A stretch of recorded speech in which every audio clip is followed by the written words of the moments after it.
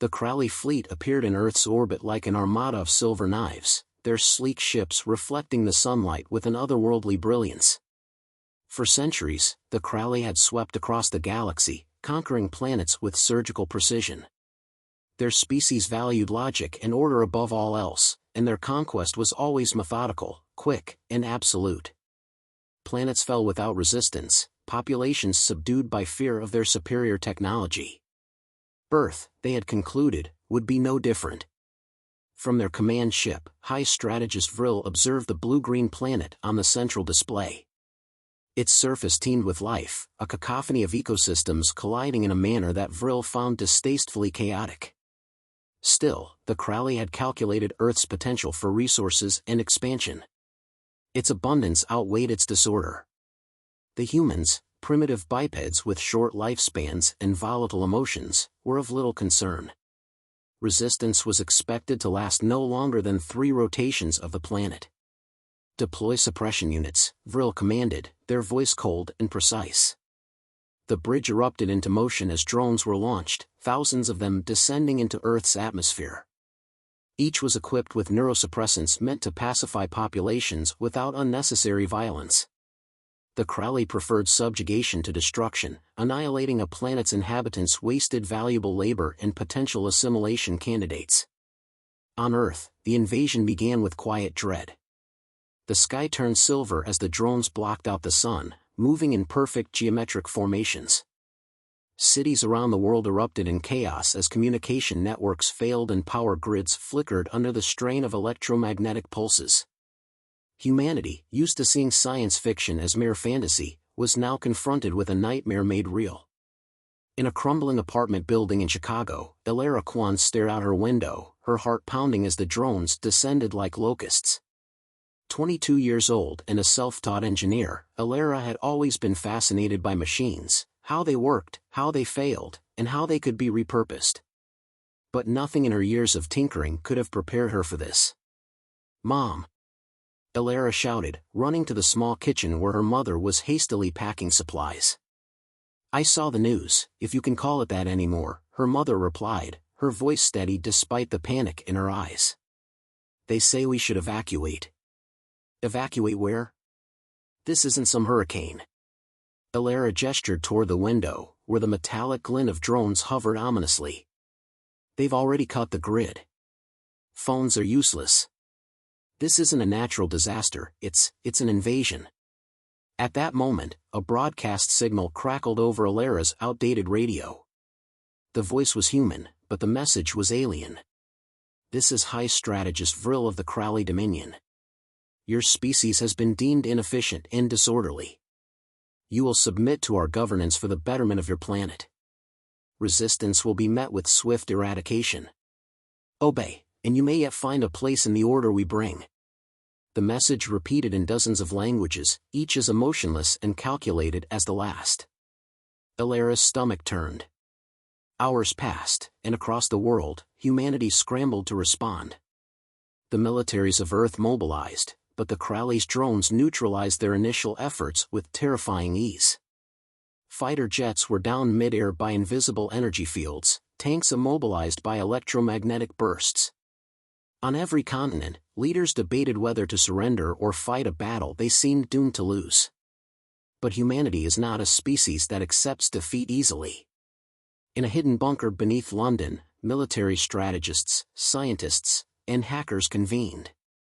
Satellite feeds showed the drones operating with flawless synchronization, their movements controlled by a central command network. The Crowley's strength, as it turned out, was also their weakness. Their dependence on rigid systems left them vulnerable to the unpredictable.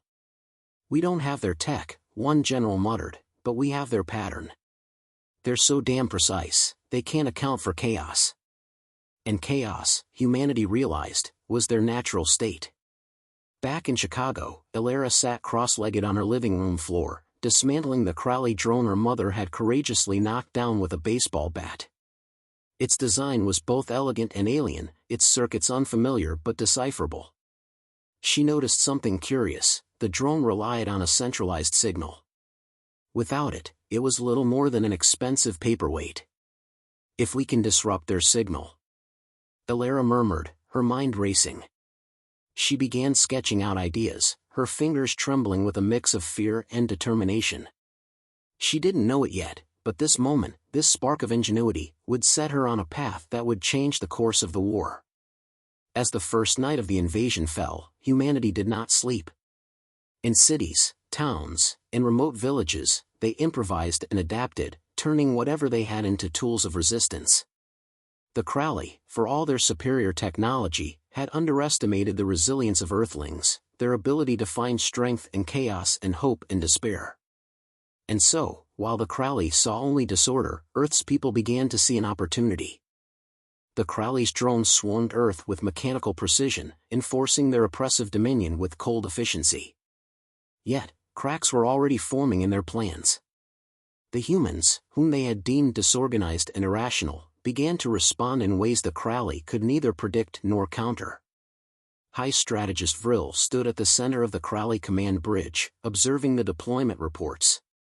The human cities were supposed to fall into line by now, but resistance was already mounting. Improvised attacks were being launched against the drones, their strategies seemingly random but disturbingly effective. Explain this anomaly, Vril demanded, their violet eyes narrowing as they reviewed footage of humans sabotaging drones. In one scene, a group of construction workers used a crane to crush a drone. In another, a teenage girl hurled a Molotov cocktail into the exposed exhaust vent of a disabled machine. A subordinate officer hesitated before replying. Their responses lack structure. Their resistance appears chaotic, uncoordinated. Yet they adapt faster than our predictive models account for. Vril's metallic fingers tapped against the command console. They were beginning to see that Earth's defenders did not fight with the orderly precision of a unified force, but with the desperate ingenuity of individuals. And that was far more dangerous. In Chicago, Elara sat in her dimly lit apartment, surrounded by dismantled components from the Crowley drone her mother had knocked out of the sky. Every piece she pulled apart told her a story about the invaders, how their machines operated, how they communicated, and, crucially, how they might be disrupted. Her fingers hovered over a small crystalline core that pulsed faintly with an alien energy. The drone's central processor seemed to be dependent on a signal from its command ship. Without that signal, the drone was inert. The discovery sparked an idea, but she needed time and resources to act on it. Elara, her mother called softly from the doorway, "You've been at this for hours. Shouldn't we try to leave the city?" Elara shook her head, her eyes locked on the circuit board in her hands. "The roads are blocked, Mom. And even if we could leave, where would we go? No, we have to stay and fight, however we can." Her mother sighed, worry etched into her face, but she didn't argue. She had seen the fire in her daughter's eyes before, the same determination that had driven Elara to teach herself engineering when they couldn't afford college. If anyone could figure out a way to fight back, it was her. Across the Atlantic, a similar determination burned in an underground bunker beneath London. The war room buzzed with activity as military leaders and tech experts analyzed the Crowley's movements. General Carter, a grizzled veteran with sharp eyes, leaned over a holographic map of the invasion. "They're efficient," he said, gesturing to the drone clusters displayed on the map. "Too efficient. Every unit moves in lockstep, responding to orders from their command ship. If we can disrupt their communications, we can cripple their operations." "That's easier said than done," one of the scientists replied. "Their signal encryption is like nothing we've ever seen. It's beyond anything human technology can crack." A young hacker named Felix spoke up, his voice steady despite the weight of the room. "What if we don't crack it? What if we just overwhelm it? Their systems are too perfect, too rigid. If we flood their network with noise, chaotic, random data, it might short-circuit their ability to coordinate." General Carter nodded slowly. "Do it. Start testing the theory.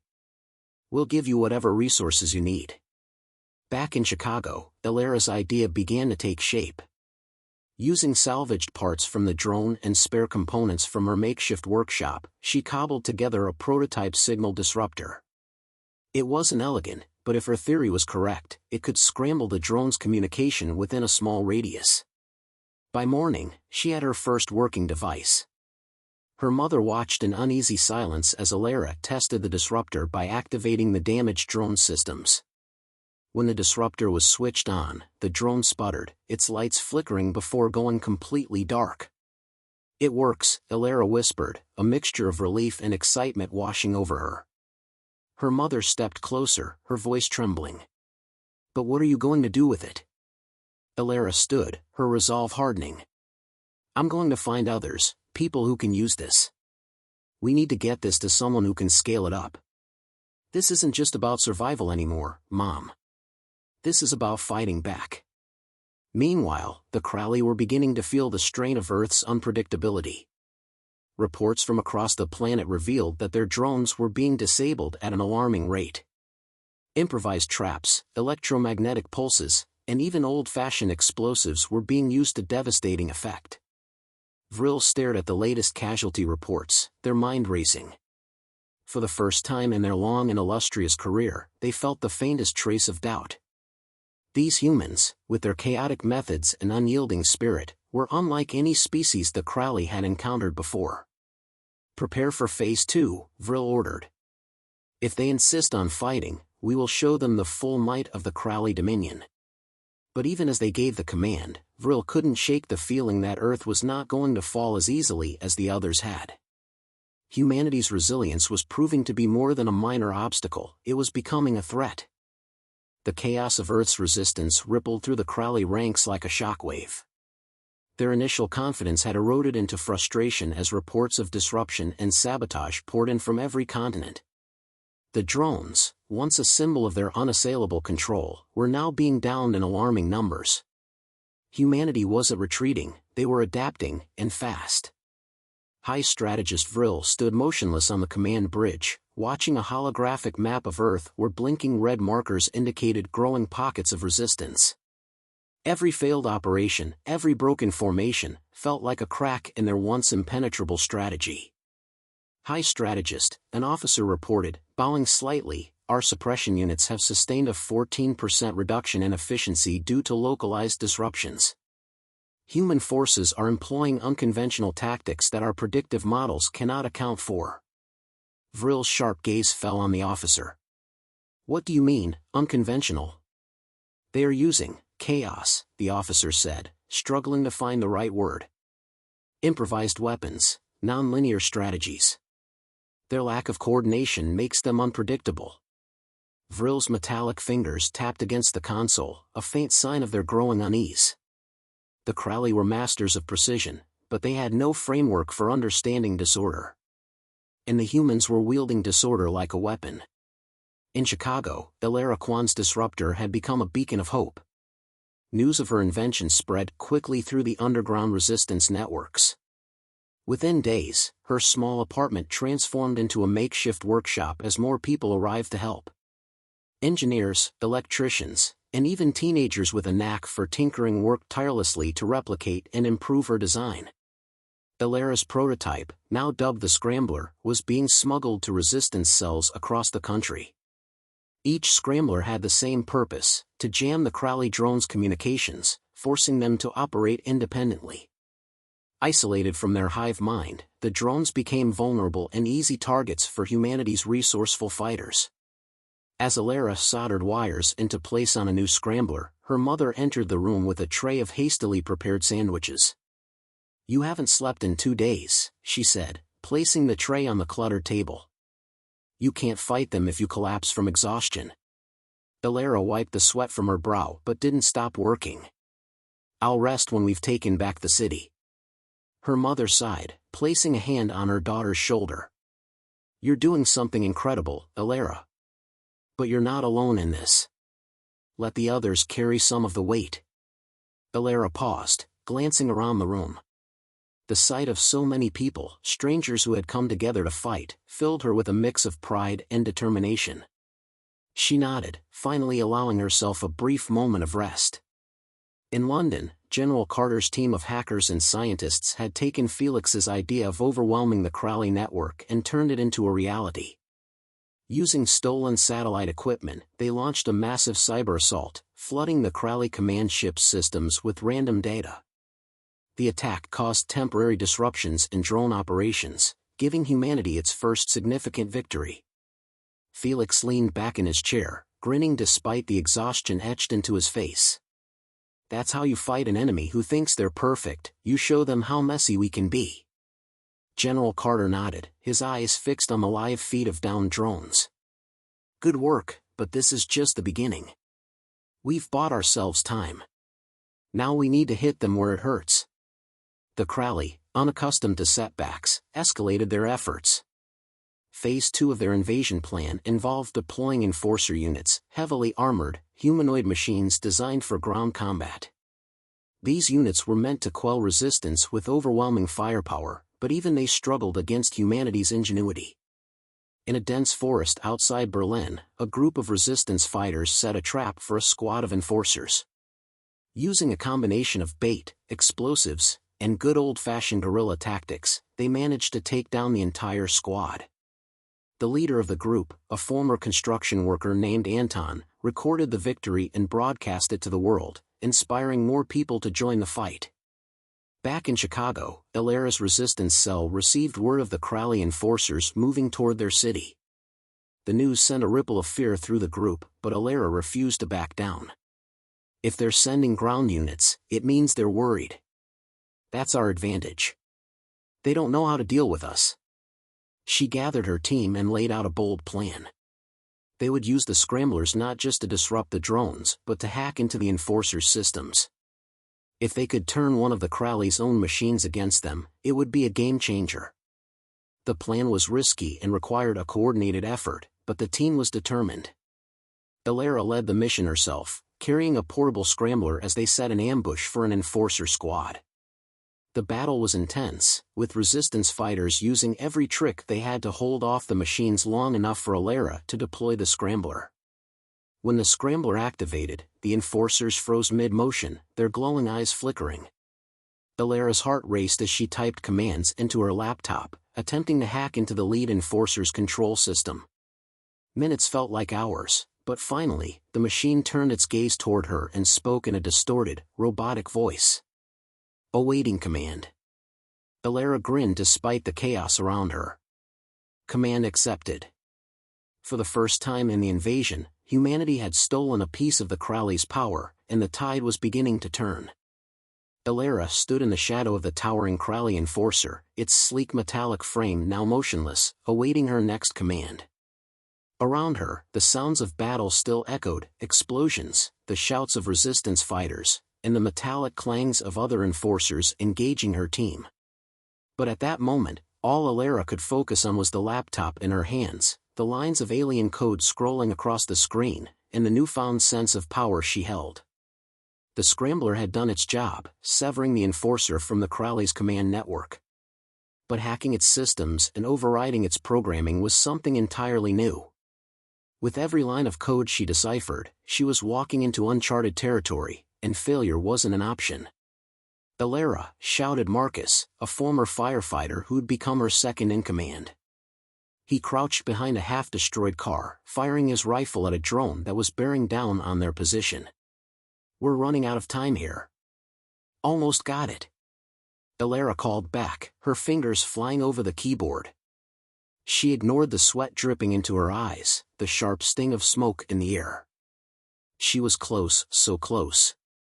The enforcer's eyes flickered again, its head tilting slightly as it processed her commands. Then, with a deep mechanical growl, it turned its gaze toward the remaining Crowley drones in the area. Before anyone could react, it raised its arm and unleashed a beam of energy that sliced through 3 drones in a single shot. The battlefield fell silent for a heartbeat, the resistance fighters staring in shock. Did you just make that thing fight for us? Marcus asked, disbelief in his voice. Illyra grinned, her hands still trembling. Yeah, I think I did. The captured enforcer, which the team jokingly nicknamed Brutus, became a symbol of hope for the resistance. News of their success spread quickly, sparking a wave of similar efforts around the world. Scrambler technology was shared across resistance networks, and engineers everywhere began working on ways to replicate Alera's hack. For the first time, humanity wasn't just fighting back, they were taking the fight to the Crowley. In London, General Carter watched footage of Brutus in action.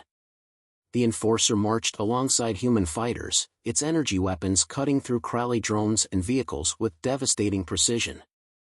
"We've gone from throwing rocks to turning their own tech against them," Carter said, a rare smile crossing his weathered face. "This is the turning point." Felix, the young hacker who had spearheaded the cyber assault against the Crowley, leaned back in his chair, grinning. "If they're smart, they'll start panicking. And when they panic, they'll make mistakes." High strategist Vril was indeed beginning to feel the strain. The Crowley had expected Earth's conquest to be swift and uncontested, but now their forces were stretched thin, their drones falling faster than they could be replaced. Reports of humans hijacking Enforcers were particularly alarming. "They've compromised 3 more units," an officer reported. "Each one is being used against us in localized skirmishes. Our systems remain secure, but their ability to disrupt and reprogram is unprecedented." Vril's fists clenched as they studied the latest battle reports. The humans' ability to adapt was unlike anything they had encountered in their centuries of conquest. Where other species had folded under the Crowley's overwhelming superiority, the Earthlings seemed to thrive on chaos. "Phase 3 is now necessary," Vril announced, their voice icy. "Deploy the ground commanders. If the humans insist on fighting, we will extinguish their resistance personally." In Chicago, Alera's resistance cell was already planning their next move. With Brutus on their side, they had managed to push back a wave of Crowley drones, but they knew it was only a matter of time before the invaders retaliated. "We need to scale this up," Alera said during a hastily convened strategy meeting. She stood at the center of the room, surrounded by engineers, fighters, and volunteers. "If we can capture more Enforcers and reprogram them, we can build an army. But to do that, we need resources, equipment, power, and people." Marcus nodded. "We've got allies in the suburbs. Smaller resistance groups that are holding out. If we can bring them together, we'll have the manpower to take on their next wave." "Then let's move fast," Alera said. "The Crowley aren't going to give us another opening like this." But as the resistance prepared to expand their efforts, the Crowley escalated their countermeasures. On the outskirts of Chicago, a new kind of enemy arrived: ground commanders. These were not drones or Enforcers, but Crowley themselves, tall, humanoid figures encased in advanced armor. They moved with the precision of machines but fought with the cunning of living beings. The first encounter with a ground commander was a brutal wake-up call. A resistance group operating in the ruins of a high school tried to ambush one, only to be decimated within minutes. The commander's weapons were far more advanced than anything they'd seen, and its tactics were sharp, calculated. When word of the ground commanders reached Alera, she felt the weight of the news settle heavily on her shoulders. "They're coming down here themselves," she said quietly. "That means we're getting under their skin." Marcus smirked, though his eyes were grim. "Good. Let's show them they made a mistake." Alera nodded, her determination hardening. The fight was far from over, but for the first time, she felt certain of one thing: humanity wasn't just surviving anymore. They were fighting back, and they were winning. The first sighting of a Crowley ground commander sent a ripple of fear through the resistance. Footage smuggled out of the suburbs showed the alien figure standing over the smoldering remains of a resistance outpost, its sleek armor glowing faintly under the flicker of distant fires. The commander moved like a phantom, effortlessly dispatching its foes with blinding energy blades and pinpoint plasma shots. In the Chicago hideout, Alera watched the footage with grim determination. Beside her, Marcus paced restlessly. "They're not playing around anymore," he muttered. "Those things are way out of our league." Alera didn't respond immediately. Her mind raced with possibilities, strategies, and risks. Brutus, their reprogrammed Enforcer, had given them an edge against drones. But these commanders weren't machines, they were living beings, strategists in their own right. Outwitting them wouldn't be easy. "We'll need more than brute force to beat them," she finally said, her voice steady. "If they're coming down to the surface, that means they think they're untouchable. Let's prove them wrong." Vril observed the deployment of the ground commanders from the command bridge with a sense of satisfaction. These humans had proven more troublesome than any species they had encountered, but the Crowley had always triumphed in the end. The ground commanders were the apex of their martial prowess, each one a seasoned warrior equipped with cutting-edge technology. "Strategist," an officer interrupted, "human activity in Sector 3-9 has intensified. They are mobilizing, likely planning to strike one of our forward bases." Vril studied the report. "Good. Let them gather. The more of them in one place, the easier they will fall." But Vril's confidence was tempered by a nagging thought: the humans had already defied their expectations at every turn. Could they afford to underestimate them again? The Resistance's plan to confront the Crowley commanders was as audacious as it was dangerous. Alara and her team decided to lure one of the commanders into a trap, using Brutus as both bait and muscle. The goal was to capture the commander alive, or at least gain access to its tech and intelligence. The trap was set in an abandoned industrial complex on the city's outskirts. Resistance fighters rigged the area with explosives and EMP devices, while Brutus positioned itself in the open, pretending to malfunction. The plan relied on timing, precision, and a bit of luck. As they waited, tension hung heavy in the air. Marcus crouched behind a pile of debris, gripping his rifle tightly. "I'm just saying," he whispered to Alara, "this is about 1,000 ways it could go wrong." "It only needs one way to go right," Alara replied, her voice calm but firm. She adjusted the scrambler strap to her arm, ready to deploy it at a moment's notice. When the Crowley commander arrived, it did so with a chilling calm. It moved through the industrial ruins with measured steps, its glowing armor casting eerie light on the broken walls. Behind it, a squad of drones hovered in formation, scanning the area for threats. Alara held her breath as the commander approached Brutus, who stood motionless, playing the part of a disabled enforcer. Just as the commander raised its arm to inspect the machine, Alara gave the signal. The EMP devices detonated in unison, sending a surge of energy through the area. The drones dropped from the sky, their systems fried. The commander staggered but remained standing, its armor sparking as it fought to maintain power. Before it could recover, Brutus sprang to life, tackling the alien warrior with a metallic roar. The fight that followed was nothing short of brutal. The commander, though momentarily disoriented, recovered quickly, its energy blades slicing through Brutus's armor with terrifying precision. But Brutus was relentless, grappling with the commander and pinning it to the ground. Alara and Marcus joined the fray, using every weapon at their disposal to keep the commander off balance. Plasma bolts and explosives filled the air as the resistance fighters swarmed, overwhelming the alien with sheer numbers and ingenuity.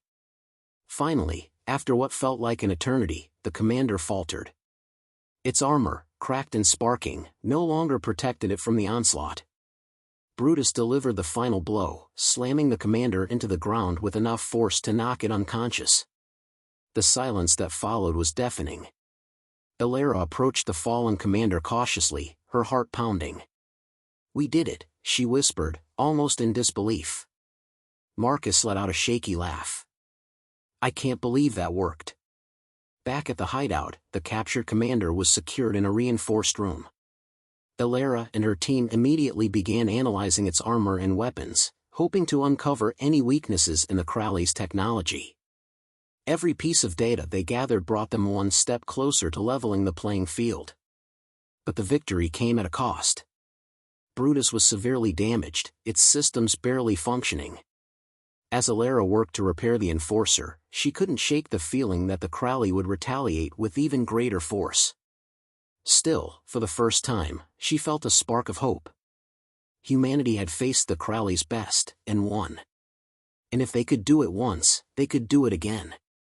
What Alara didn't know was that her actions had caught the attention of High Strategist Vril, who now saw her not as a nuisance, but as a genuine threat. The Crowley's next move would be their most dangerous yet. Alara stood in the dimly lit workshop, staring at the battered form of Brutus. Sparks flew as her team of engineers worked tirelessly to repair the Enforcer, each patch of its damaged armor a reminder of the battle they had narrowly survived. The weight of their small victory lingered in the air, but so did the looming sense of dread. "You're pushing yourself too hard," Marcus said, leaning against the doorway. His rifle rested casually on his shoulder, but his face betrayed the fatigue they all felt. "I don't have a choice," Alara replied without looking up. Her hands moved deftly as she rewired a critical circuit in Brutus's arm. "The Crowley won't stop, Marcus. And this," she tapped the Enforcer's chest plate, "is one of the few advantages we have. If we don't keep fighting, we lose." Marcus exhaled, shaking his head. "I get it. But you're not a machine, Alara. You can't just keep running on fumes." Alara finally stopped, looking up at him. Her eyes, darkened by exhaustion but alight with determination, told him everything he needed to know. "We've come too far to stop now," she said. "If we give them even an inch, they'll take everything." Across the ruined expanse of Chicago, the Crowley's retaliation was already underway. High strategist Vril had deployed elite suppression squads, drones equipped with upgraded AI and enforcers designed to counter the human scramblers. Reports of resistance outposts falling came in waves, each one chipping away at the fragile hope the humans had built. But Vril's focus wasn't just on the scattered resistance fighters. The capture of the Crowley commander had deeply wounded their pride, and Vril had made it a personal mission to crush the human leader responsible. "Locate the one they call Alara," Vril commanded, their voice cold and precise. "Bring her to me, alive. Let her see the futility of her actions before we extinguish this rebellion." At the hideout, Alara's team worked furiously to analyze the captured Crowley commander's armor and weaponry. Their findings revealed a chilling truth: the Crowley weren't just warriors, they were biomechanical hybrids, their bodies fused with advanced technology. This made them faster, stronger, and more adaptive than anything humanity had ever faced. "We're fighting gods with slingshots," one of the engineers muttered, staring at the glowing circuitry embedded in the commander's armor. "Not gods," Alara corrected. "Just creatures who think they're untouchable. And that's their weakness, they underestimate us." Using the recovered data, Alara and her team developed an experimental scrambler upgrade designed to temporarily disrupt the Crowley's biomechanical systems. It was risky and untested, but it was their best shot at leveling the playing field. That evening, the Resistance's network crackled with urgency as reports came in. The Crowley had pinpointed Alara's location.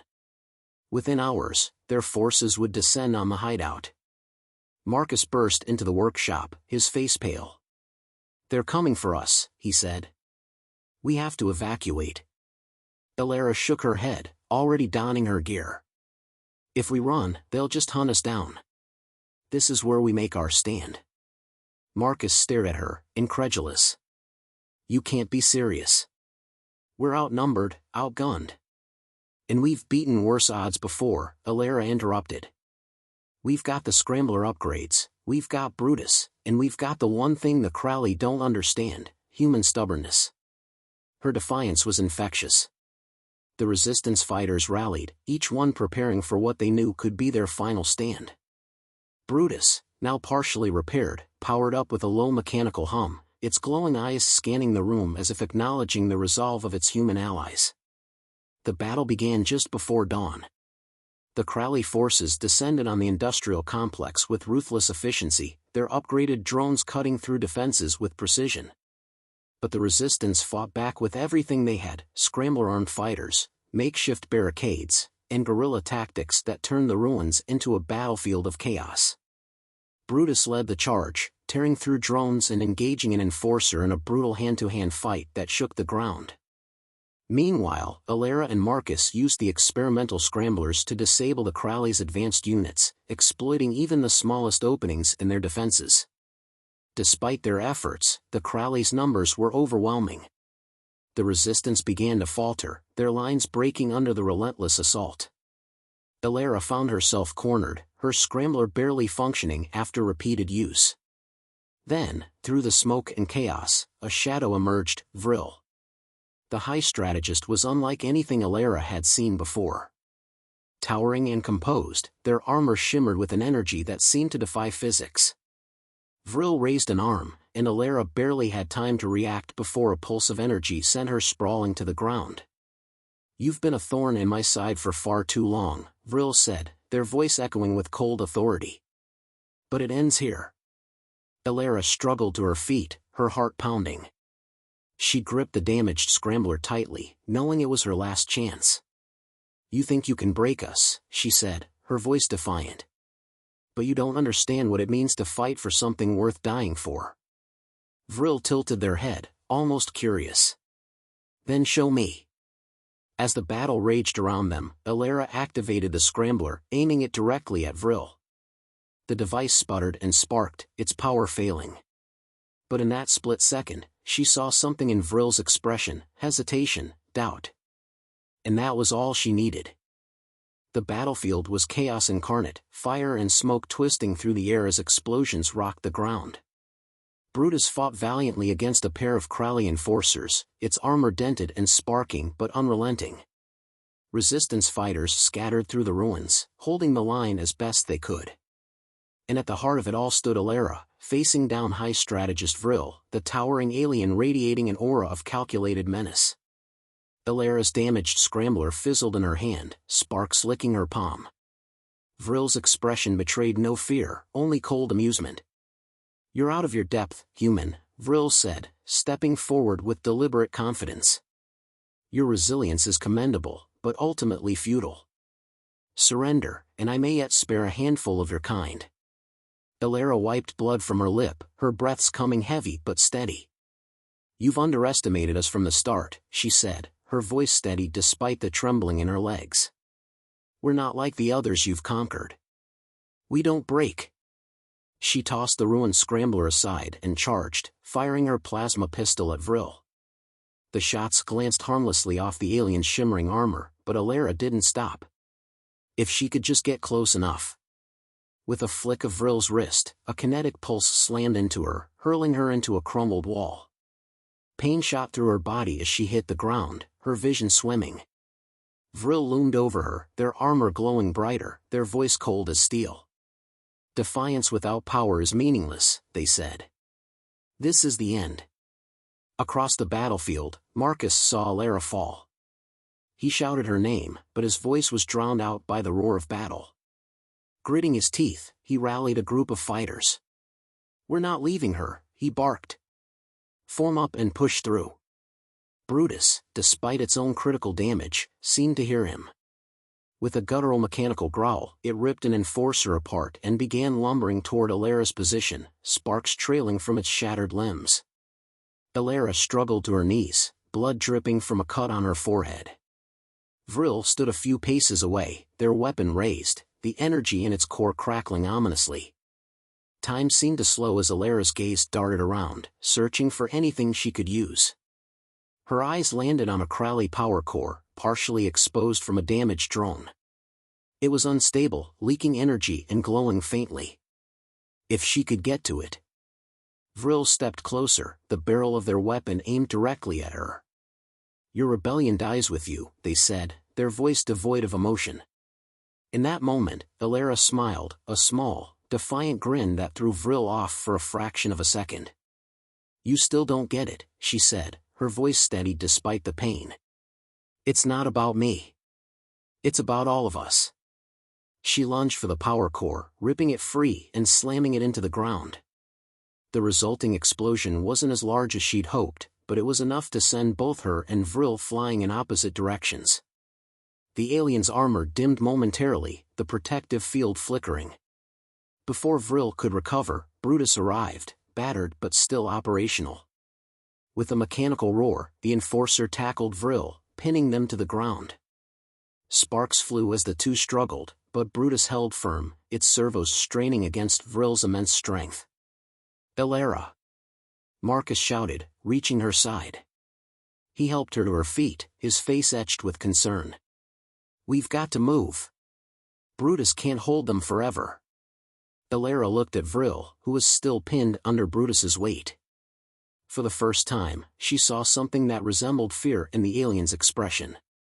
"No," she said, her voice resolute. "We end this now." Illyra and Marcus worked quickly, using what remained of the scrambler upgrades to overload Brutus's power core. It was a desperate, last-ditch plan, using the Enforcer's core as a makeshift bomb to neutralize Vril.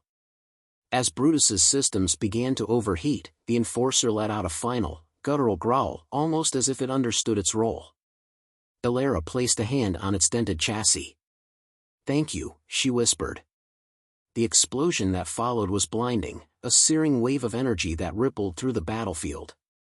The Crowley drones collapsed instantly, their systems fried. The remaining Enforcers shut down, their connections severed. And in the epicenter of the blast, Vril was gone, reduced to nothing more than fragments of glowing armor. The battlefield fell eerily silent as the smoke cleared. Resistance fighters stared in disbelief at the destruction, the Crowley forces utterly neutralized. For the first time, the invincible enemy had been dealt a decisive blow. Illyra stood amidst the wreckage, her body battered but her spirit unbroken. She looked at Marcus, who was grinning despite the chaos. "We did it," he said, his voice filled with awe. "No," Illyra corrected, her voice carrying across the quiet battlefield. "We started it." News of Vril's defeat spread like wildfire, inspiring resistance cells around the globe. The Crowley, now leaderless and disoriented, began to retreat. Humanity had done the unthinkable, they had faced down their oppressors and survived. But Illyra knew the fight wasn't over. The Crowley would regroup, and other threats would come. Yet she also knew something fundamental had changed. Humanity had proven their resilience, their ingenuity, and their unyielding will to fight for their home. As she gazed at the horizon, still shrouded in smoke, she allowed herself a rare moment of hope. The stars would always hold danger, but now, they also held possibility. Humanity was ready to rise, and the galaxy would never underestimate them again.